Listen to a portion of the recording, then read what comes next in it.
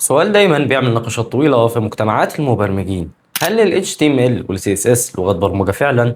لو فتحت الموضوع ده وسط مجموعة مبرمجين هتلاقي آراء كتير بتتصادم، والنهاردة وفي ثواني هنحسم الجدل ده بالمنطق التقني.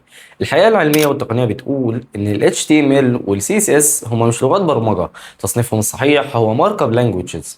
ال HTML أو ال Hypertext Markup Language هي بمثابة الهيكل العظمي للموقع، دورها الأساسي تحديد أماكن العناصر، يعني فين العنوان وفين الصورة وفين يكون مكان الفقرة.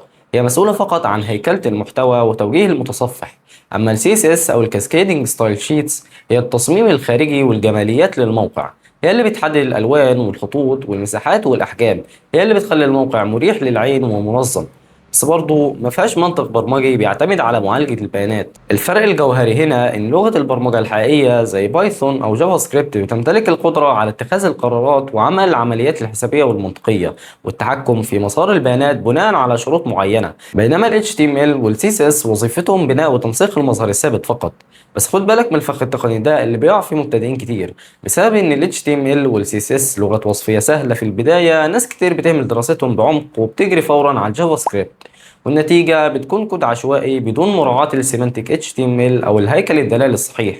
ده بيتسبب في إن الموقع تصميمه يتكسر على الموبايلات، والأسوأ إن ده بيضر ال SEO وما بيظهرش بشكل صح في محركات البحث. النصيحة الإضافية ليك النهاردة ما تستهونش أبدا بقوة ال CSS الحديثة. حاليا هي بتمتلك ميزات متطورة جدا زي ال CSS Grid والفليكس بوكس، وكمان بقت بتدعم المتغيرات والدوال الحسابية البسيطة، يعني تقدر تعمل بيها حركات وتأثيرات بصرية معقدة كانت زمان بتحتاج كود جافا سكريبت طويل ومجهد. الخلاصة هما مش لغات برمجة بالتعريف التقليدي، لكنهم الأساس الصلب اللي من غيره مفيش موقع إنترنت واحد في العالم يقدر يشتغل. قولي في الكومنتات، هل كنت فاكرهم لغات برمجة قبل ما تعرف الحقيقة دي؟ لايك وسبسكرايب لو عايز محتوى أكتر يبسط لك مفاهيم التكنولوجيا والأنظمة.